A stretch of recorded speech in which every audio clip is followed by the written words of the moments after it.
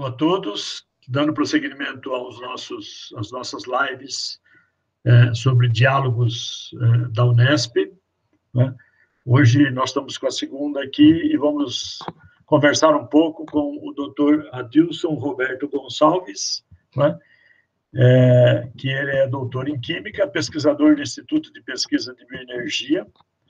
Especialização dele, ele fez em jornalismo científico pela Unicamp, por isso que a gente está conversando com ele, exatamente por isso, porque ele tem uma experiência com essa questão de ciência e divulgação, ciência e jornalismo.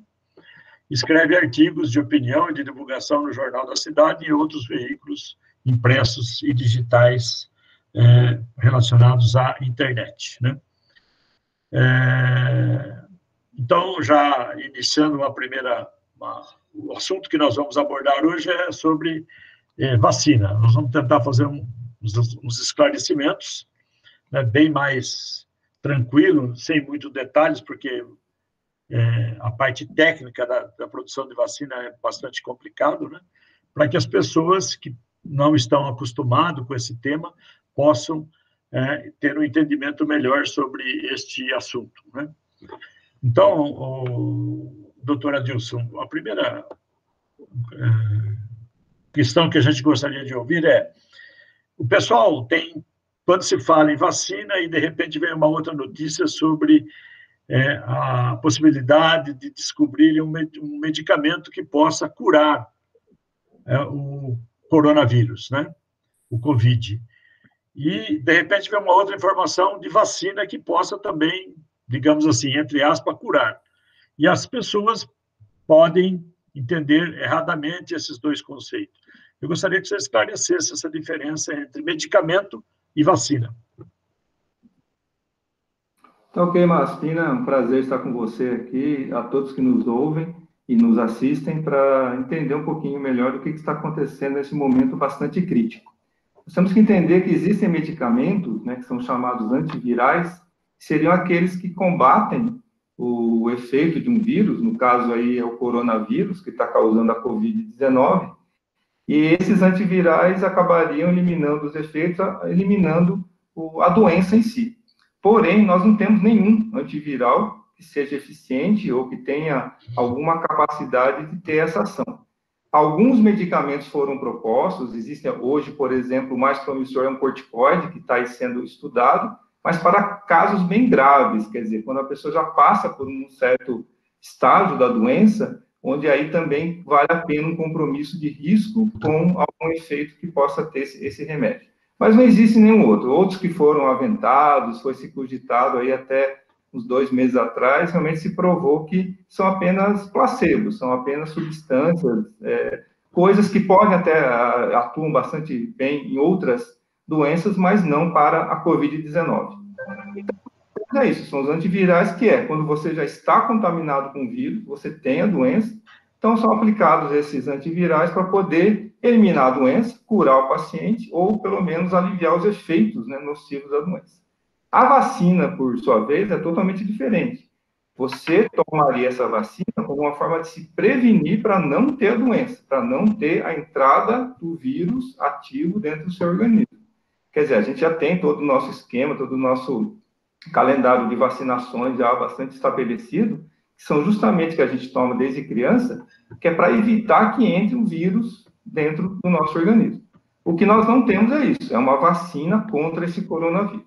Há muitos estudos, muitas vacinas sendo estudadas, mas nós não temos nenhuma delas. O que seria? A gente ter alguma coisa colocada dentro do organismo, que é a vacina, por exemplo, o próprio vírus, só que atenuado, né, quer dizer, sem fazer efeito, coloca dentro da nossa corrente sanguínea, os nossos anticorpos, nosso sistema imunológico vai desenvolver uma ferramenta, né, são as imunoglobulinas, todo o sistema aí de imunidade, para combater vírus que realmente entra. E aí o organismo, então, está sabendo como combater. Quando entra ou tenta entrar um vírus, que seria o coronavírus ativo, o organismo sabe como se defender, vai lá, elimina, mata esse vírus, não deixa ele nem entrar, não deixa ele atuar. Aí sim nós temos uma vacina. Mas também, né, a vacina hoje, nós estamos, assim, relativamente longe, né? As perspectivas aí mais promissoras seriam para começo do ano que vem. A OMS agora tem falado que pode ser final desse ano, mas nós não temos. Então, o fato é, hoje nós não temos nenhum antiviral, que seria um remédio que combate quando você já está contaminado, e também não temos nenhuma vacina. Então, falando nessa questão dos projetos de desenvolvimento da vacina, você citou que tem alguns no mundo. Você tem ideia desse número? Quantos são esses números? Então, se tem também projetos brasileiros? Sim, então, acho que vai ser até projetado aí um quadrinho que é vamos dizer, um retrato que a FAPESP fez, está um pouco desatualizado, tem aí já 3, quase 4 semanas, mas dá bem uma visão do que é que realmente nós temos, né? Nesse quadrinho, a gente tem algumas vacinas que foram promissoras, que foram mostradas, né, ou demonstradas que têm alguma ação, e aí tem um conjunto aí de um pouco mais de 10, 15 vacinas, de um universo de mais de 120 que estão sendo estudadas no mundo todo hoje, né?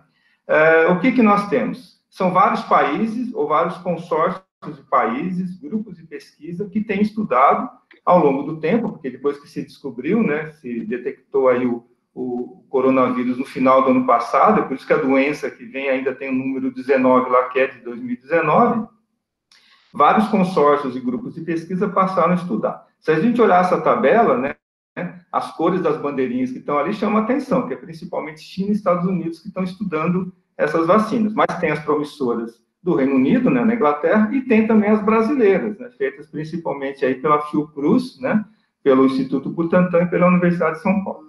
Mas o que nós temos de relevante? Os tipos, né, de estudos que existem são bastante diversos. Por exemplo, de usar o vírus atenuado, ou de usar pedaços do vírus, ou usar outras técnicas, né, que os cientistas desenvolvem, para ver qual que teria efeito.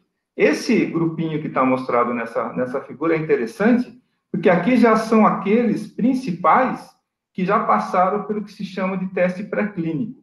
Porque você pensar numa vacina, ou mesmo num remédio que queira aplicar, você pode ter, em princípio, qualquer substância. A questão não é saber somente se ela vai ter o efeito contrário, né, à doença que você quer, mas também que ela não tem os efeitos colaterais, né? E efeito colateral pode ser uma coisa leve, você pode tomar uma vacina e, de repente, dar uma dor de cabeça, isso é uma coisa, mas você pode tomar uma vacina e causar sua morte por um outro fator. Então, isso tudo precisa ser muito bem esclarecido, muito bem estudado. O que está aqui mostrado nessa tabela, que está aí de cor, né, laranja para amarelo, significa aqueles que já passaram por esses testes pré-clínicos, significa que já foram testados em outros seres vivos, começa lá com um teste em laboratório, depois vão para alguns animais, e já passaram para grupos pequenos de seres humanos. Então, aí você tem as fases, né, 2 e 3, que aí já são grandes grupos de humanos. Porque uma coisa é você também aplicar num grupo pequeno de pessoas, voluntários, né, que vão lá, tomam aquela vacina, de alguma forma injetado no corpo, e ficam imunes, ou seja, não tem mais a contaminação com o coronavírus. A questão é, isso funciona para milhares ou milhões de pessoas?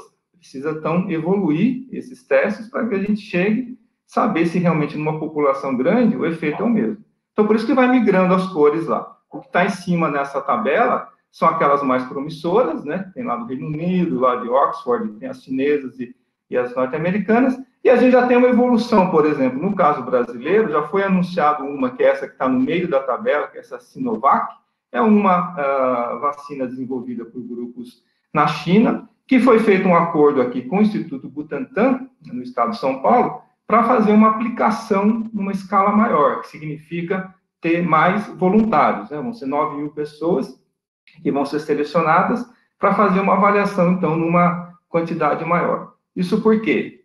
Nós temos vários candidatos, todos eles estão concorrendo, né? Não existe aqui aquela questão de quem que vai sair na frente, quem vai chegar em primeiro, porque como são metodologias diferentes e também são testes diferentes que foram feitos, pode ser que nós tenhamos mais de uma, né? Ou várias até, dependendo do tipo de população, do tipo de ambiente que se tenha, né, das pessoas, uma ou outra funciona melhor. Por isso que são várias que estão sendo testadas, né? O Brasil também tem os seus testes, ainda estão aqui em estágios mais pré-clínicos, quer dizer, ainda não se tem um teste com pessoas, né, com seres humanos, para a gente ver qual é o nível que isso vai chegar, mas outros também já são testados. E o Brasil vai participar, nesse caso dessa Sinovac que está vindo aí, não tem uma participação brasileira no desenvolvimento, ela vai ter na aplicação, por conta da expertise que nós temos aqui. Mas aqui acho que é um quadro que é bem interessante, e isso foi publicado na revista FAPESP, acho que vai ser disponibilizado para vocês o link, né? Onde a gente tem esse comparativo de como é que está a evolução, né? Mesmo essas que estão em estágios mais avançados, você acredita que vai um tempo, porque você precisa saber não só o tempo de selecionar as pessoas, mas o tempo de poder aplicar e ver quais são os efeitos colaterais dessa vacina. Então, precisa ter um tempo de resposta. Só então ter uma certeza de que ela é segura, pelo menos dentro de uma faixa, né, que a gente sabe de segurança, para poder, então, ser comercializada, liberada para todo mundo, né? Então, por isso que leva bastante tempo para isso. Uma outra questão, professor, que se fala muito e que as pessoas não estão muito acostumadas com o tema, acabam não entendendo, é a tal da imunidade de rebanho, né? Que, claro, que de rebanho é quando se trata de gado, vacinas para gado, para porco, né? E aqui, para a gente, é imunidade de pessoas. E se tem sempre falado que essa imunidade, para que a gente tivesse uma garantia, precisaríamos de ter aí de 50% a 70% das pessoas imunizadas. Aí, aqueles outros 30% não precisaria necessariamente estar imunizados, né? Como que isso funciona naturalmente sem a vacina e como que isso funciona com a vacina? Porque a gente entende que a hora que se produzir a vacina, desenvolver a vacina, tem uma outra fase que é a fase de produção, né? Para você... são 7 bilhões de pessoas no mundo. Para você produzir vacinas para 7 bilhões de pessoas, para imunizar todo mundo, é um outro mundo. Não, é verdade, professor. O nome, né, acho que o termo realmente não é muito bom, né, imunidade de rebanho, porque parece que dá uma conotação muito ruim, né? Mas é de um grande número de pessoas. Porque o que nós temos? As vacinas corriqueiras que nós temos hoje, tem sempre as campanhas aí para se tentar chegar a 90%, né, 95% das pessoas, do público-alvo que eles chamam, né? Mas é óbvio, né, com mais de 7 bilhões de pessoas no mundo, você não tem como chegar em todo mundo, mesmo porque tem as pessoas que se recusam até a serem vacinadas, ou as que não sabem, desconhecem, uma série de fatores. Mas o que se tem é exatamente isso, né? Por que se fala nessa imunidade de um grupo? Porque se você consegue ter um alto número de pessoas que já estão imunizadas, a chance de uma pessoa que não está imunizada, dela ser infectada, diminui bastante. É como a gente pensar num conjunto, né, num monte ali de círculos, aí você tem um monte de círculo tudo verdinho, vacinado, e lá no meio você tem um círculo vermelho que não foi vacinado, né? A chance do vírus atravessar esse conjunto todo e chegar lá no meio é muito pequena. Então, por isso que você tendo uma vacinação, uma imunização que não seja 100%, você, de certa forma, garante que 100% da população vai estar protegida, mesmo que não seja 100% vacinada. É isso que acontece hoje, já com algumas outras doenças, né? Mesmo a pessoa não sendo vacinada, ela acaba não contraindo. A gripe é um grande exemplo. Nem todo mundo se vacina contra a gripe, que é uma vacina que aparece todo ano. Mas, nem todo mundo que não foi vacinado pega a gripe. Por quê? O ambiente onde ela está todo protegido. Então, a chance de um vírus chegar nela, como você tem a contaminação de uma pessoa para outra, não chega, né? Então, essa seria essa questão. E, realmente, esse número, professor, a gente, né, sempre discute qual que seria, né? 50% da população, 60%, 70%, né? Óbvio, né, que quanto maior for esse número que você conseguir vacinar, maior a chance de garantir, né? Alguns estudos mostram que se pelo menos 50% da população for vacinada, no caso específico do coronavírus, a gente já estaria caminhando com um grau de segurança extremamente bom, porque aí os poucos casos que viessem a ser contaminados, né, seria muito fácil você conseguir encaminhar para o sistema de saúde, você tratar, né, você ter mecanismos para tentar salvar a vida dessa pessoa. Então, você consegue isso. Mas, realmente, o ideal é entre um pouco mais, aí, de 60% ou até 70%. A imunização natural, segundo, né, os estudos que tem, ela vai acontecer, por exemplo, pela pessoa que contraiu o vírus, desenvolveu a doença e foi curada. Quer dizer, ela teve, né, vamos dizer, naturalmente, o contato com o vírus, o sistema foi adquirindo a imunidade, só que a doença prevaleceu num certo momento até que foi vencido, ou por remédios que foram tomados, ou o próprio corpo conseguiu reagir e criar uma estrutura de defesa para matar aquele vírus. Essa pessoa está imunizada, o seu sistema imunológico aprendeu a combater esse vírus, né? Existem aqueles chamados assintomáticos, que são as pessoas que têm o vírus, tiveram contato com o vírus, mas não desenvolveram a doença. Aí se tem uma dúvida, será que essa pessoa já está imunizada, né? Na teoria geral das vacinas, ela estaria imunizada, porque ela adquiriu o vírus, não teve a doença, mas está lá com o seu sistema imunológico pronto para se defender, né? Então, essa seria a imunização natural.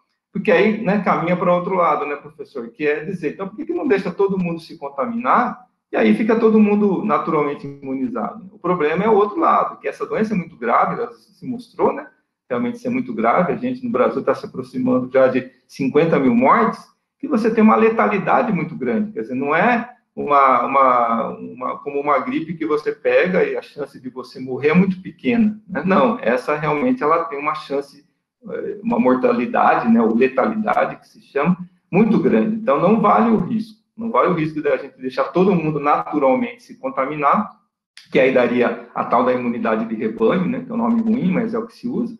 Mas aí a gente teria muitos mortos para chegar até lá. Então, o preferível é você evitar essa contaminação, né? Como você não tem um antiviral para combater e ainda não tem uma vacina disponível, a única forma de evitar a contaminação é não estar junto com outras pessoas.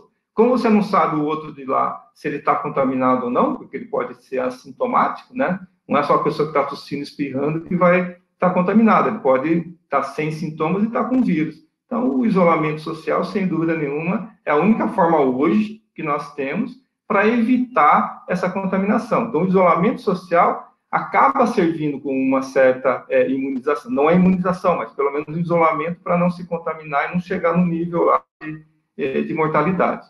Mas seria nesses termos. Agora, é claro, né, a busca, com certeza, o objetivo agora é encontrar uma vacina, né, desse conjunto todo que foi na tabela lá, e mais todos os que estão sendo estudados, se conseguir chegar em vacina ou vacinas, né, que realmente garantam essa imunidade para a população como um todo.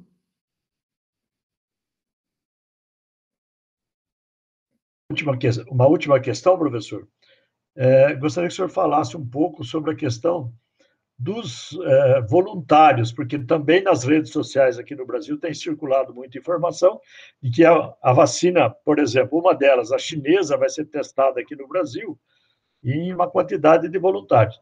E aí o pessoal está dizendo, eu não gostaria de testar, eu não quero testar tal. Qual é o risco de uma pessoa ser voluntário para testar uma vacina? Então, é aquela história. Eu gostaria de ser voluntário. Eu gostaria de ser voluntário, sim, porque me garantiria uma proteção. A gente tem que lembrar o seguinte, essa vacina que chegou agora nesse estágio para ser testada em uma população maior, ela já passou por todos os outros testes pré-clínicos e também pelos testes em populações pequenas. Então, é uma vacina que já foi testada em grupos pequenos de pessoas e se mostrou segura. Significa o quê? Ela não desenvolve efeitos colaterais que sejam mais nocivos do que a própria doença. Tá? Temos que lembrar isso, né? Toda vez que você mexe com o organismo, você está alterando alguma coisa. Se foi alterado por conta da doença, você vai alterar de outro jeito para tentar melhorar, mas é uma alteração também.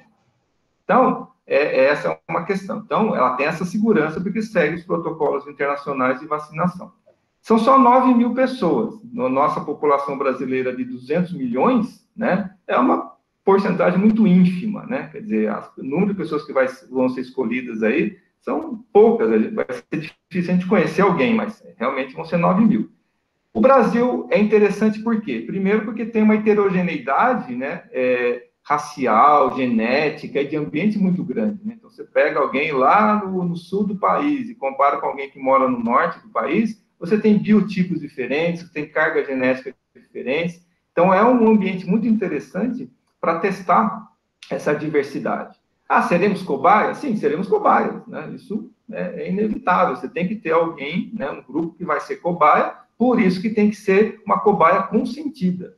Porque a pessoa que for escolhida, né, ela vai ter que assinar termos lá de compromisso, termos de responsabilidade, esclarecimento consentido, que ela sabe o que ela está fazendo, ela sabe os riscos que vão ser apresentados, os riscos para ela, e mesmo assim ela se sujeita a fazer. Porque pode ser que a pessoa seja escolhida, passe na triagem, mas ela não vai ser selecionada porque ela, não quero, cheguei aqui, não quero. Né? Isso acontece muita gente. Né?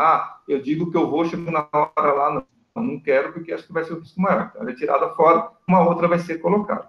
Então, tem essa questão da escolha. E, obviamente, os grupos que estão fazendo, e por isso que o Instituto Butantan é muito importante aí, porque ele tem toda essa estratégia, esse conhecimento, né, essa expertise de fazer esse tipo de seleção. Porque desenvolveu muita vacina já, o Instituto Butantan, né, desenvolve muita vacina e aplica muita vacina. Então, eles sabem como fazer, como selecionar os grupos, como ir atrás das pessoas, fazer os subgrupos, né, por idade, por região, por sexo, por tudo, né? E aí conseguir ter essa melhor resposta possível. Porque depois vai ter outra questão, como produzir isso tudo que a gente estava conversando também, né? Não é uma tarefa simples, precisa ter estrutura. Novamente, o Instituto Butantan é importante, porque ele participando aí desse projeto, dessa testagem, né, dessa aferição, ele vai ter condições de produzir vacina em larga escala, porque já faz, né? O Instituto Butantan é a nossa excelência aqui, né, junto com a Fiocruz, são as instituições que são públicas, que são de excelência para a produção de vacina.